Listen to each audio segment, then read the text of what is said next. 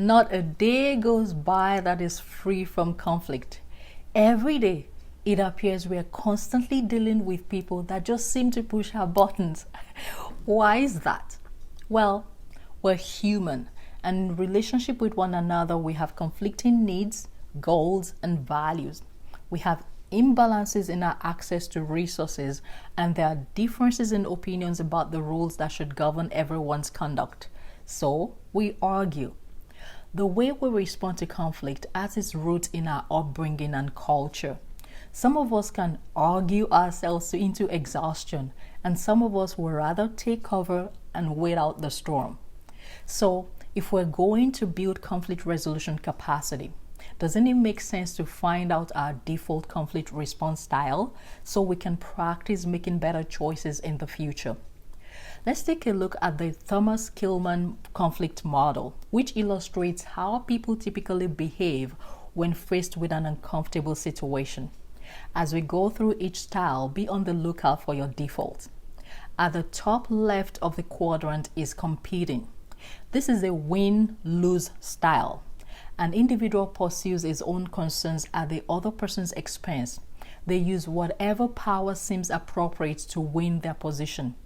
At the bottom right is accommodating.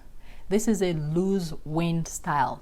Here, the individual neglects his own concerns to satisfy the concerns of the other person. There is an element of self-sacrifice in this quadrant, and it might take the form of selfless generosity, obeying another person's order when you'd rather not, or yielding to another's point of view.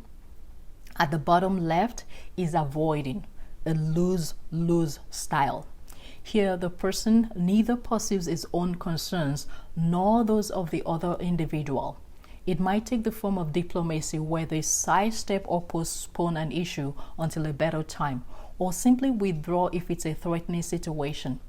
At the top right is collaborating, a win-win style. This involves working with others to find solution that fully satisfies their concerns. It means digging into an issue to pinpoint the underlying needs and wants of the two individuals. It might take the form of exploring a disagreement to learn from each other's insight, or finding a creative solution to an interpersonal problem. In the middle of the model is compromising. The objective of compromising is to find some mutually acceptable solution that partially satisfies both parties. It might mean splitting the difference between the two positions or seeking a quick middle ground solution.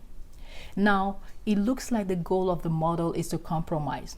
In my opinion, collaboration is a more effective way to solve everyday problems, and we might want to consider it being at the center of any conversation where the goal is to find agreement. With your new awareness of the 5 conflict response styles, let me know what your default style is in the comment below, and I'll see you in the next nugget.